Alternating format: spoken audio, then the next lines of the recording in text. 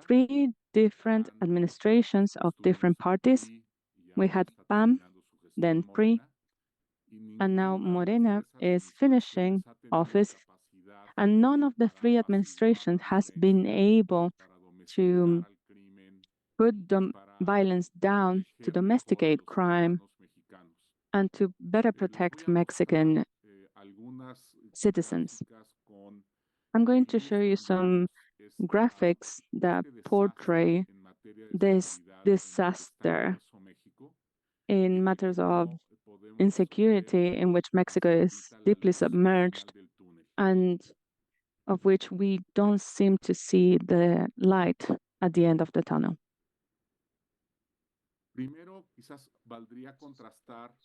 First, maybe it's relevant to contrast the panorama of the organized crime in 2006 and how it is now. Maybe in 2006 we had six cartels, six gangs.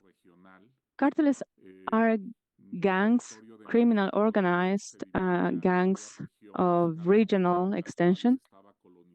Every cartel will had different regions, and that region will be under the administration of that cartel, that gang. And at that time, we had episodic or just momentary communication. Maybe there were some fights, some battles, overall in the northern border of Mexico. And those topics were usually forgotten. The organized crime was not the protagonist of a fight or a war with the Mexican government. Of course, Americans insisted forcefully to stop these activities.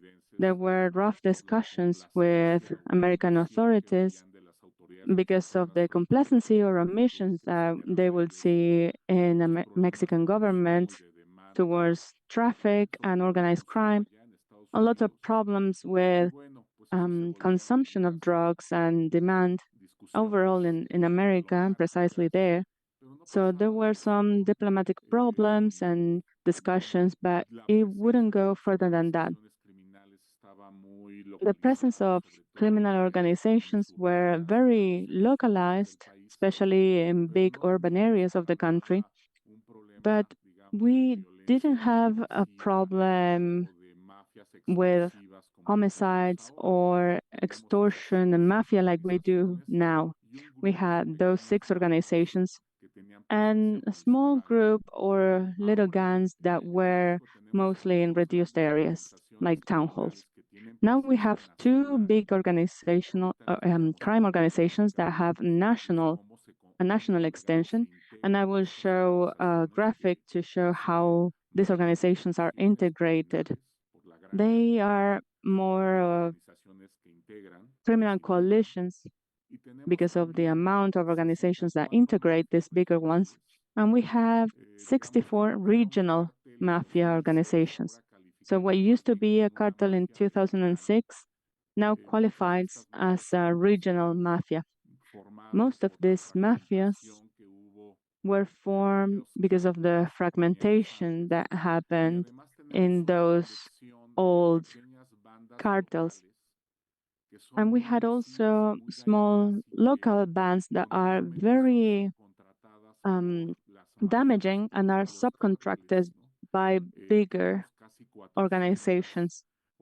We have almost 400 organizations of this type that are local, and all of them have registered brand mark. They have a name or a signature that is publicly known, and they all have a portfolio with their crimes and criminal activities. The same with the cartels. This map illustrates the fact that the two big crime coalitions in Mexico are present in the whole country, besides San Luis Potosí and Tlaxcala that are in yellow, where we don't see presence of the cartel of Sinaloa, but we do see Jalisco cartel there. In the remaining states that are in red, we have the presence of Jalisco and Sinaloa simultaneously, and also a big range of other organizations and mafia organizations that are apparently not linked or connected to none of these cartels. Let's see how a cartel is organized. Let's see the cartel Jalisco Nueva Generación. This slide was created with information, open information from intelligence. See how this cartel, Jalisco, has 23 subordinate groups that they obey and abide by the rules of the bigger cartel, 24 allies. They are more like business partners, and they have a horizontal relationship to be able to conquer new spaces and to inaugurate new enterprises or company with new objectives of business in the last years. We have had an increase with the robbery of gas, electric energy, robberies or situations in trains or roads. They innovate their activities all the time. And finally, Jalisco cartel, as you can see, we didn't have enough space to list the 53 organizations they have conflict with. They fight against 53 organizations simultaneously. So what this tells us is that this cartel is a big source of violence in every corner of the country. If we saw this very same slide, but with Sinaloa cartel, we see that they only fight against 10 organizations, not 53. That's the big contrast between these two cartels. Why does Jalisco start so many wars? Because since it started around 10 years ago, this cartel has had a big desire for expansion, and that is also very aggressive. They are continuously taking territory in the whole country forcefully. Rural area, urban areas, industrial areas, or commercial areas. In rural areas where avocado, lemon, mango, strawberries is grown, among others. This organization has been created and considered the most powerful and violent, and also the most diversified of the country. Their big business, I think, still has the first place in terms of income that it generates to the organization, the traffic, especially of drugs towards the United States. And the second big business that a couple of years ago was the robbery of fuel. I think that is now a place for extortion, what in Mexico we consider like the collection of the right to be on a certain territory. This affects to all social strata. They have to pay this tax. Even poor people that have a small stall on the street or a popular market, or maybe middle class that have small shops, some type of business, and also big corporates have to pay this, like PepsiCo or ArcelorMittal. All of them have to pay this tax, and if they don't, their businesses are shot at, destroyed, burned. If they keep not paying, they burn down the shop, and if the non-payment, the failure to pay continues, the personnel and the people can be subject to physical aggression and homicide in some cases. These official numbers are deficient in Mexico because they are based in complaints. And in case of extortion in Mexico, only 1.8 of victims will file a complaint. But if we see this number of complaints, we see an increase of extortion of over 50%. This illustrates the growing of this type of crime. And this has to do with the territorial expansion of the crime.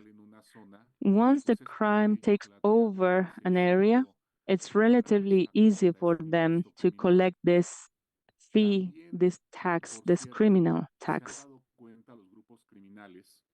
Also, the criminal organizations have noticed that if authorities are on their side, in this case, mayors, it's much more efficient to be able to collect this tax. That's why in the last years, it has been very attractive for big criminal organizations to try to influence in the ballots, maybe having a candidate or trying to diminish and somehow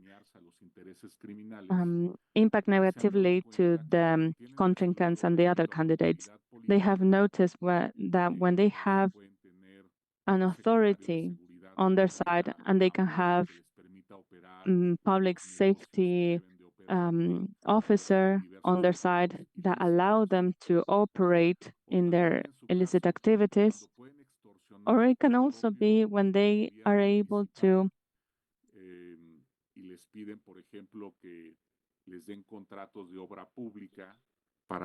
extort to the government to be given public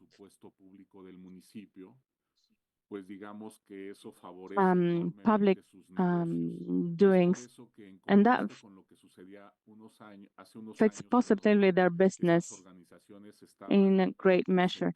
That's why these measures are concentrated in maximize their income and their earnings. They are very concentrated now in how to acquire political power, how to have authorities as allies in local governments. See this phenomena of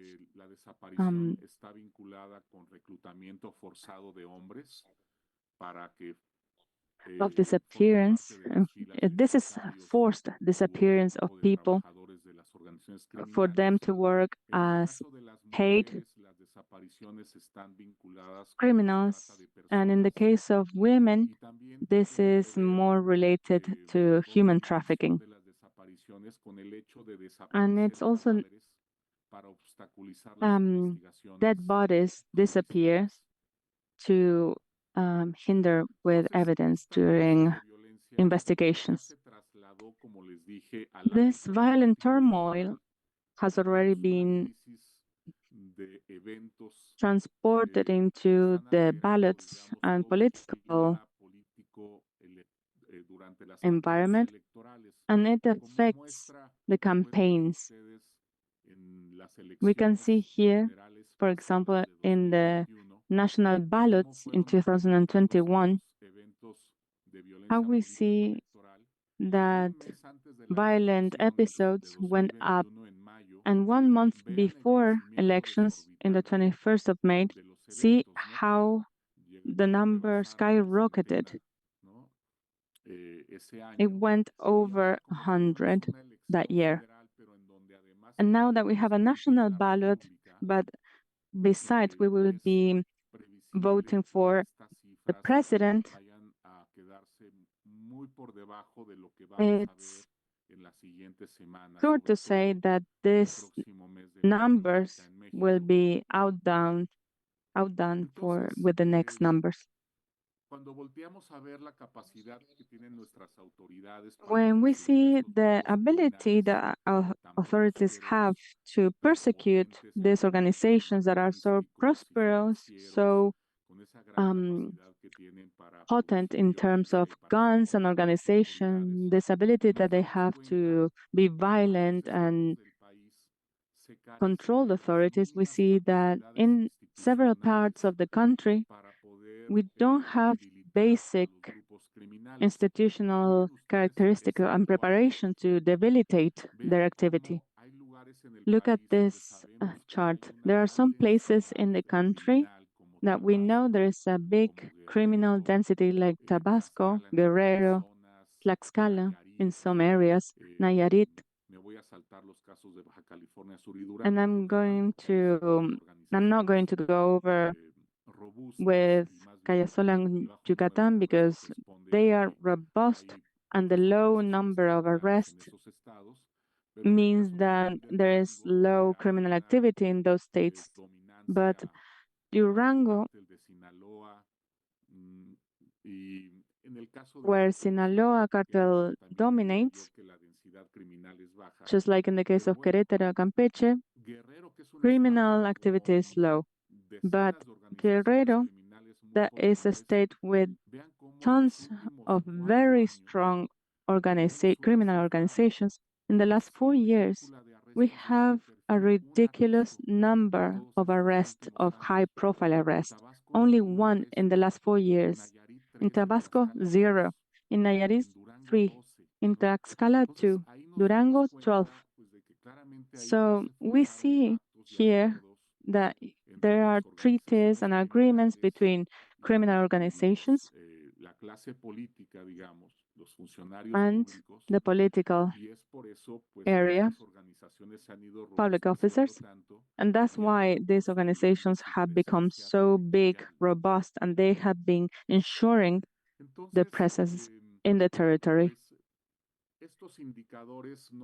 So this indicates that these indicators have not been altered by the performance of any of the three federal governments. We have had in state level some very impressive cases that are successful, but those are the few. And the most recent is the Coahuila case that with a very good work of activities in strengthen these institutions and methods, they have turned a very dangerous state into a state with Torlón, Saltillo, and Piedras Negras, the main cities, register very high perception of safety. People feel safe in these cities. And the work that was done in Coahuila was very comprehensive. They work with youth to prevent them from joining organizations, but in the big majority of states, we do have a very serious problem of homicide, territory control, disappearance, and extortion, as I mentioned before. And I think it is very important to start thinking of collaborations with United States and Canada more closely to be able to strengthen Mexican institutions, design strategies that allow us to face these issues in a more efficient way. And we have had some experience in non-national level in Mexico, where some institutions have been collaborated with Texas or California. We have had experiences of collaboration with Baja California, Tamaulipas, in the case of Texas. And in a national level, this collaboration has been very narrow and weak in the last years. It's very intermittent collaboration There's not a very good working environment. Recently, the relationship with the United States have been very deteriorated because of Cienfuegos, an ex-secretary of defense that was arrested in American territory, and that arrest lasted a couple of months. Not many, because there was a political agreement between the two governments for him to be released. But this generated certain awkwardness and not willingness to cooperate between the two countries. So this collaboration has been stuck. And I think that where collaboration exists, it is done in an informal way, it's not widely known, it's not transparent, and the officers will tell you very shortly about them and only in trusted environments. They said that yes, in some states of Mexico, in very limited area, there is some type of collaboration with police forces and other American institutions, but we don't really know what's the degree of that collaboration, the duration, the real effect, because everything is done in the shadows. So, with recent events in which everything was clearly evident, meaning the control that criminal groups have in several states of the country, and this alarming way to proceed of the political class, we have to say that in certain states there are business and agreements that they do together between criminal groups and public officers and authorities. I think that with great this grade of violence and criminal control that we have reached, it's very necessary to think about more robust ambitions, and working strategies are necessary to be able to get out of this complex situation.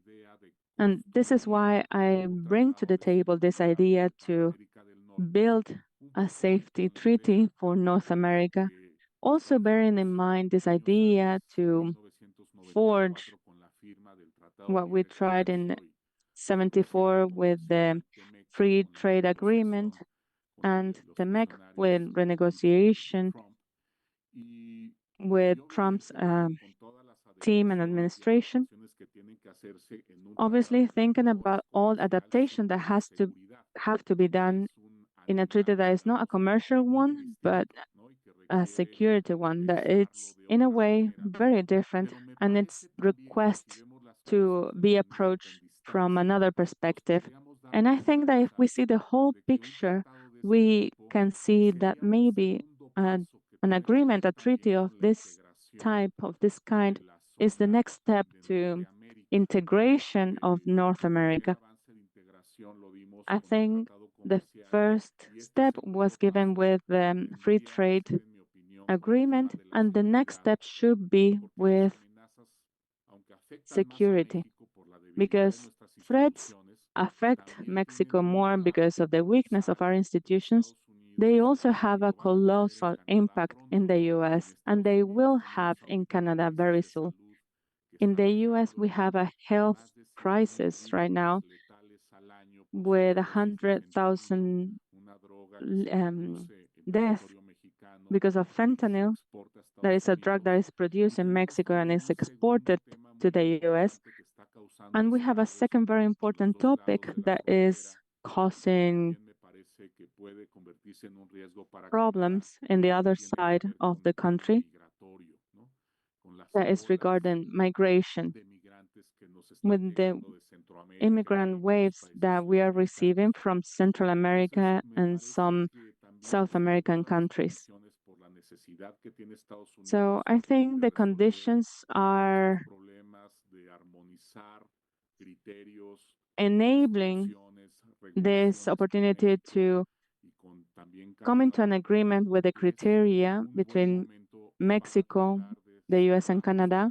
I think this is a good time to get together with American and Canadian authorities and talk about it. The topics that I think are critical right now, of course, we can change them, we can add several, are these 10 that I published in Nexus last month. These have to do with intelligence, where this exchange between intelligence has been happening and for many years already, but specifically with certain areas of Mexico. And I think this should be something much more extensive, where Americans have more confidence that we will make good use of that information. And that is related to point 5 of certification of authorities, to do a good vetting work with American authorities that can receive this intelligence from the US and Canada, to work with it, work with them, and increase the efficacy of our efforts against the crime. Mainly, we have to work jointly in a plan that will be operated by Mexico and by police forces in Mexico to be able to withdraw the cutting edge guns that the two main big criminal organizations use, and also the regional organizations. Also think about persuasive strategies, not only in Mexico, but also in the US and Canada, that have to do with seize goods and have more activity in the traffic routes. The selection of the objectives and targets. There is a three-part panel that I'm trying to work on. We'll negotiate to draw which will be the three main targets that will be persecuted by authorities of the three governments in different territories and in the different countries. But they can also respond to national interest of the three countries. We should be able to discuss the cases that for some reason some target is more in line with the national interests. But in the case that these high-profile arrests can go against national safety. Also, standardization of services for the business and commercial area. We have been receiving some companies in Mexico that do not really know what are the risks of the state and the town hall where they are settling down, and it's very important for authorities to accompany them and answer their questions, to answer to the imminent risk and threats. In the case of immigration, we know it's a big chaos where every country has different criteria and policies, and we are continuously worn out because of the disagreement between authorities.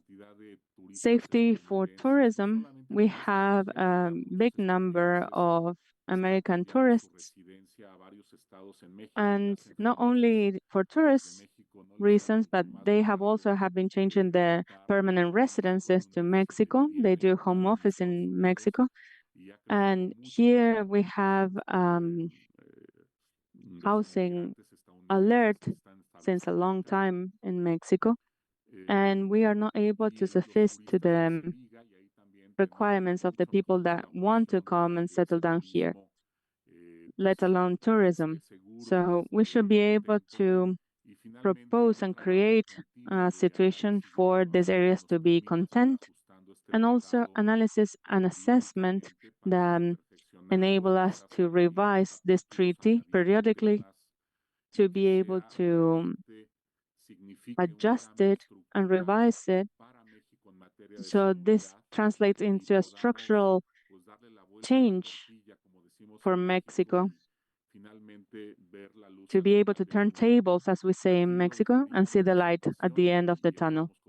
So this is my presentation, and I will be happily answer questions now. Thank you. Thank you very much, Eduardo, and I will give the word to Nora so that she can ask you a question. Please, I want to remind the audience if they want to submit their questions in the chat or in the Q&A, and we're going to answer them here. Nora, yeah, thank you very much, Alejandro. Thank you very much, Eduardo, for opening and presenting this really reduced area and all the complexity around security in Mexico. I had two questions. A question, maybe Alejandro already had this because you're economist. So you mentioned magnitude orders in terms of events, right? So I was wondering if there's any information about what you are collecting in your consulting agency in terms of about the monetary value and also in terms of the population that is involved, right? Because it's a recurring question. What percentage of the population is here? Because all the information you presented, these organizations that are really complex, right? Which percentage of economically active population are mainly there in those states? And what does it mean in terms of production and productivity, in terms of GPD or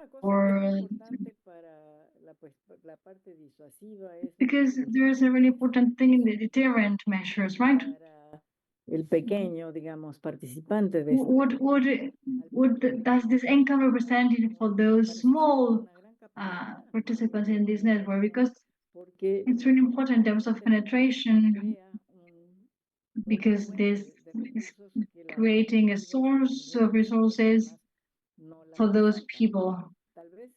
También genera cierto tipo de cosas que eso me preocupa mucho porque no se resuelve de manera because we cannot uno está haciendo alguien, ¿no? Al estar because we tend to think that we are somebody, right? When we participate in these type of schemes and all others. Now this is a lot. And there's another thing, because I'm not expertise with this, but hubo una mi familia política es de Torreón y yo me acuerdo because my family is from Torreón, and I remember but it was after 2016, 2008, and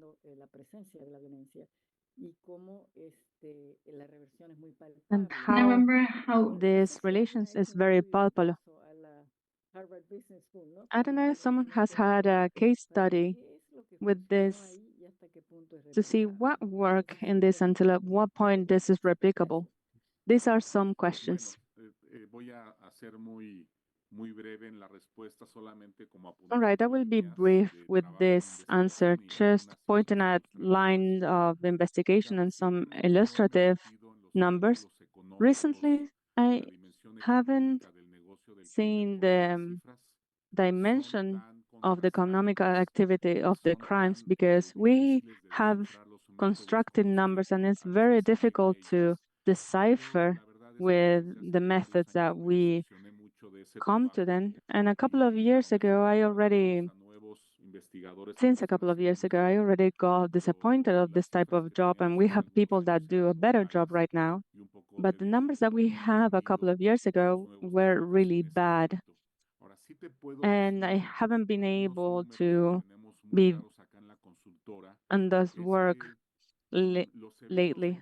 But here in the consultora, we have the information that the events of organized crime affect town halls where half of the population of Mexico lives. It's around 300 town halls, but these are town halls that have a very high density of population in which you have shootings very often, you have settlements, attack to governmental institutions, and this creates social psychosis continuously, and it affects half of Mexican population because half of the population lives in those 300 town halls.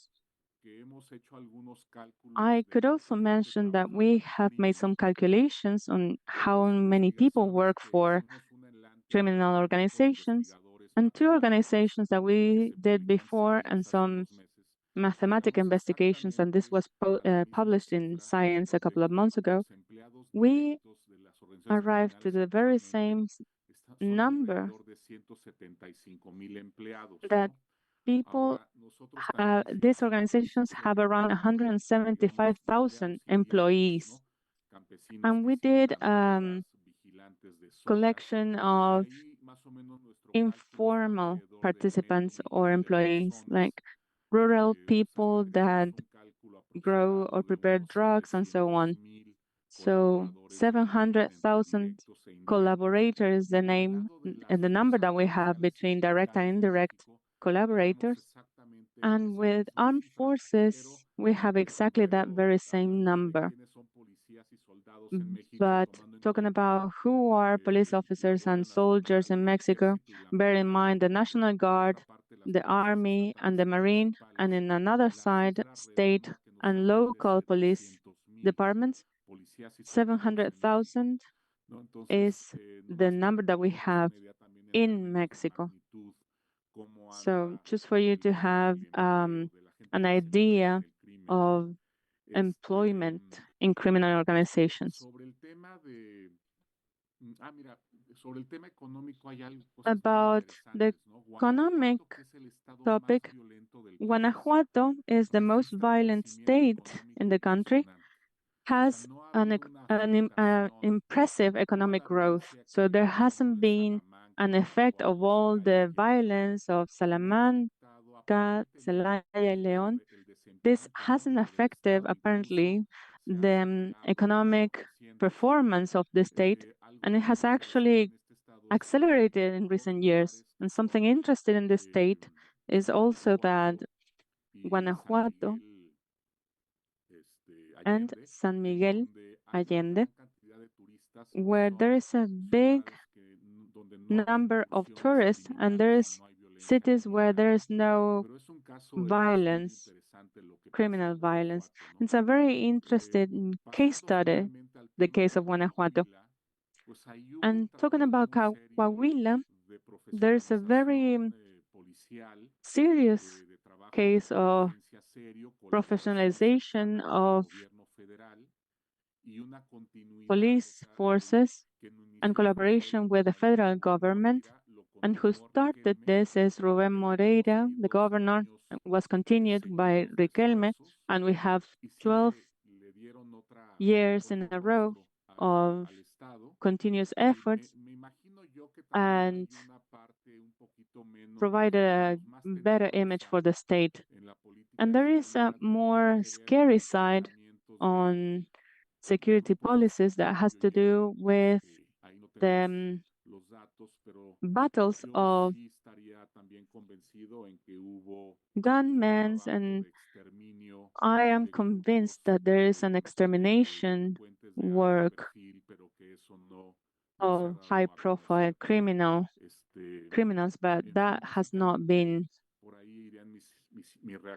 posted or widely known. Those are my reactions to what you mentioned, Nora. Dos preguntas rápidas para pasar al Q&A, que ya están sumando mucho. Dos preguntas antes, two questions before continuing. ¿De dónde viene el interés de Where participar does this interest to participate directly in economic activities? I would say if I have the ability to apply extortion, will that and that makes me a partner of a business, and I can take over all the resources at a very low cost. So why do they have interest in these activities of aguacate agriculture? I wonder what's the logic de integración para behind atender it, ciertas like actividades de su money laundering área or principal. Y la to otra es make una lógica this mucho más their integración horizontal, activity ampliando ciertas their main actividades para activity. penetrar la sociedad, no sé, un poco And the other especular. theory is that ¿Cuál es to la be lógica able del to negocio create this para buscar esa horizontal oportunidad de relationship, penetrar más and en this términos is just a de lo que speculation. I produce. would like to Y la know segunda what cosa, is the intent entiendo behind this. se me hace muy apropiada la propuesta de ir a un tratado. And Se me I hace think your que es proposal algo is de mediano very plazo. En el corto appropriate. plazo, I think it's restablecer something iniciativas como la mid-term, iniciativa Mérida and in the y short otros temas de term apoyo to de más fácil restart realización a another corto plazo, initiatives that podría are empezar a acomodar, easier digamos, los to pasos perform in the teóricos hacia el short tratado. terms. ¿Lo ves That también como could un be proceso modular the little steps que se puede dar de towards manera a bigger simultánea con la purpose. negociación del tratado And o that ya no can ves como be, alternativa de do you think this can be done simultaneously with the Bueno, development of the el tema de la treaty? extorsión, lo que me About parece que sucede extortion, ahí es que es muy I fácil think extorsionar en México, es muy that what fácil happens cobrar is este very impuesto easy y to do this y in que Mexico, to que lo collect paguen.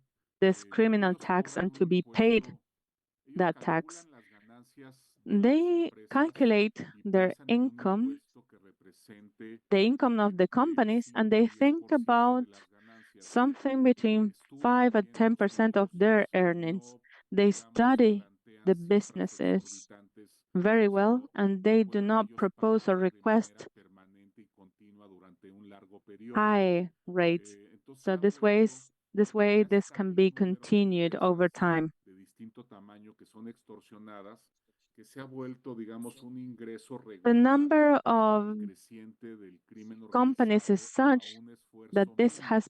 has Hay become otras regular empresas with minimal effort. que penetran, perdón, hay There is otras organizaciones other criminales que company penetran or en las empresas other y que entonces, ese organizations ya es that un fenómeno penetrate distinto. these companies, and this is Compran, a por different ejemplo, phenomena. a empleados, les pagan un salario y esos empleados tienen la They obligación pay the de salary continuamente estar entregando of an información a las employee, organizaciones and sobre, their por job ejemplo, la is to producción provide de information to vehículos, these criminal el organizations almacenamiento de about the materias production of primas vehicles, en ciertos the almacenes storing y of entonces raw esa material información in los certain criminales también storehouses se and so vuelven on. a los And with this guardias dentro de los organization, almacenes y the criminals roban also sistemáticamente materia try prima to durante get the periodos tan guards' prolongados de side, tiempo que and estas they mermas take son over raw detectadas ya material for a después de long time. 6, 12, 18 meses de Because que the se decrease of inició y this, we entonces have es ahí cuando las seen empresas the empiezan a decrease of this investigar between y a 6 purgar, and digamos, sus plantas 12 months since productoras this started. de estos And that is grupos when criminales, companies ¿no? start Pero cleaning out la extorsión muchas veces their la hacen space pequeñas bandas que se off hacen pasar por from these criminals. organizaciones más poderosas que But logran engañar a there base are de actos de small intimidación organizations y de that play the amenazas role a of a los dueños bigger organization to, and de they los locales o de las threaten empresas y terminan averiguando 2 o 3 años shop después owners de que and estuvieron company pagando owners, este and impuesto they que resulta realize que se after trataba de un 3 pequeño grupo months que no era nada de to riesgo, ¿no? of Pero eso paying lo this hacen ya criminal cuando tax se arma that una they have been paying investigación en to a forma para group saber that quiénes los doesn't están pose extorsionando, ¿no? an imminent risk Y actually. dado el ambiente de miedo que hay y And sí, this es realmente fear terror que tiene feeling la of, gente si puede, and it's va a literally decir, está terror bien, yo te pago, tú me proteges what a people mí, feel. porque eso People will también es say, muy yes, I will interesante. pay you so Las you protect me. organizaciones And that's protegen a something quien les interesting to paga note. y eso Organizations a do veces protect redunda those who pay. poderosamente en un mejor And negocio, en un negocio más they próspero porque las brings about organizaciones actually a more eliminan a veces a la prosperous propia business competencia because organizations de sometimes esos locales, de eliminate esos the negocios, ¿no? competence of those En little fin, es un companies or fenómeno those little shops. que So merece una it's atención mucho más cuidadosa y está adoptando distintas phenomena that is tonalidades a lo worth largo del país, ¿no? consideration and more detailed study.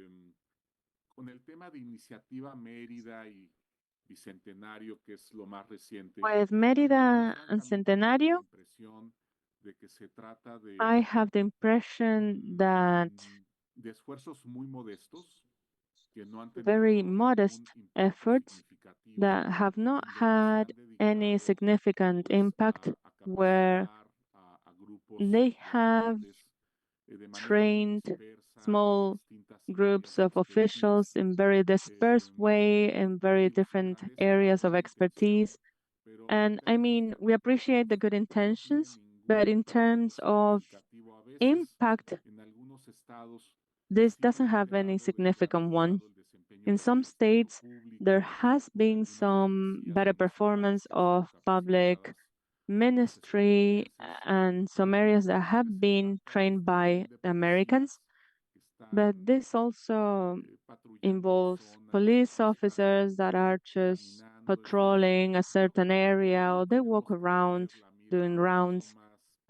And I think here we have to look a little bit higher and have an intensive training against organized criminal organizations. So the higher positions of these security bodies are trained and much more prepared. Look, Alejandro, when we had the economic crisis in the 80s and 90s, Mexico didn't have at that time this big economists group that later came to the US to study and get trained and were able to give a new path, a new direction to Mexican economy. This, I think the same happened here. We were caught with low guard and we didn't have authorities that were able to have organized response against the crime. And we are continuously answering or having a response as we can without having any external support. That's why we are talking about or looking at the US and Canada for collaboration.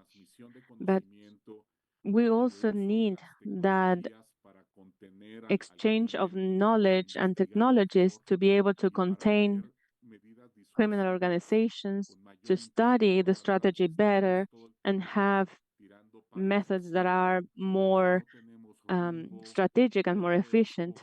It looks right now that we're just trying to do whatever we can, just trying to put out fires and trying to see what needs attention in an instant way. This is like an amateur effort and doesn't have much thought in national or state level, except two or three areas like Mexico City, Coahuila, and Yucatan, and not more than that. We are really in a really bad position. That's why it's very important to learn and collaborate in a national level in a sustained way with mandatory tasks for every country where we have to show what we've done, where there can be monitoring and control of the advances and changes, something that is more extensive than what we have right now. Thank you very much, Eduardo. You have answered these both questions very completely. I would like to ask a couple of questions more that were in the chat. According to your proposals, what do you think is the role of the three countries, especially in this polarization situation?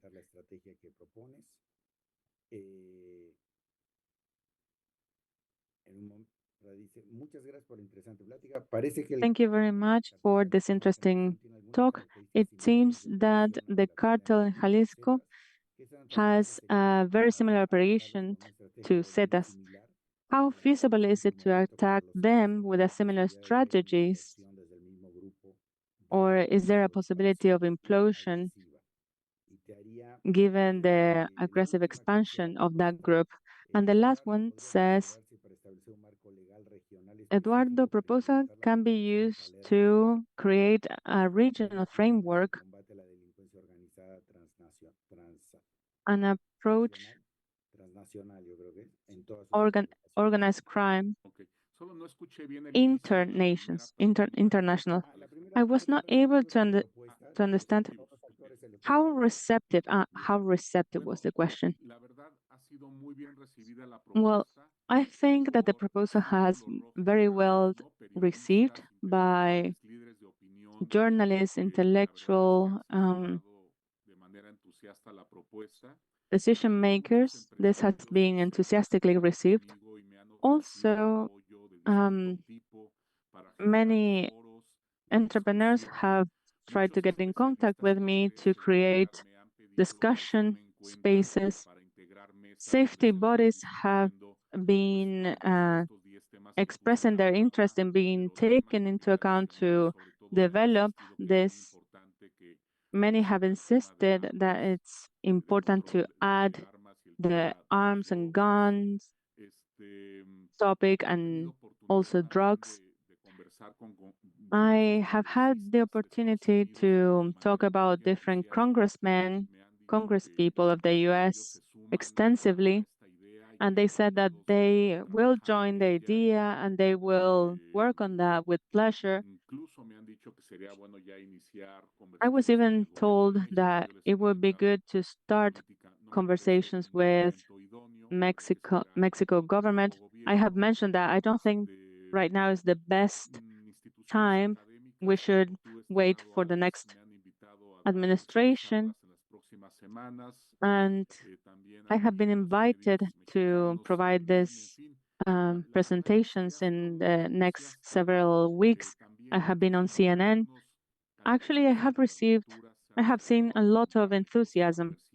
Candidates for office have been asking me if they should include this proposal in their campaign.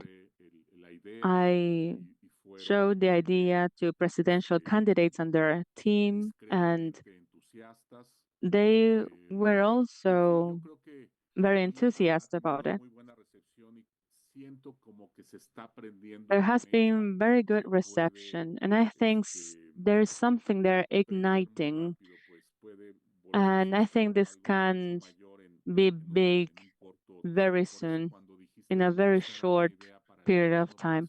That's why when you said that something can be a midterm proposal, the free trade Carlos Salinas agreement, I think he was announced in the first and the second year and was entered into and signed the last year. And it didn't have to, didn't need so much time. That happened in 6 years, and that was relatively quick. We don't have to wait or didn't have to wait for 10, 12 years for that. Maybe in the next 5 years, we can create and finish this security treaty. What you mentioned about American organizations, right now, I have a group of collaborators investigating because apparently there is, since a couple of years ago, someone also proposed something similar. At that time, it didn't have any type of resonance. No one was interested in this, but maybe some scholar drafted this proposal, and we're also investigating that to see how we can make use of that proposal that was done a couple of years ago. About the comparison between Zetas and Jalisco is Cartel Jalisco is like a criminal hybrid, has elements from Zetas and Sinaloa cartel features. In its early stages, Jalisco was actually an armed branch of Sinaloa cartel. So I think Mexico should harmonize and standardize legal frames with the US and Canada so we can collaborate without any type of challenges.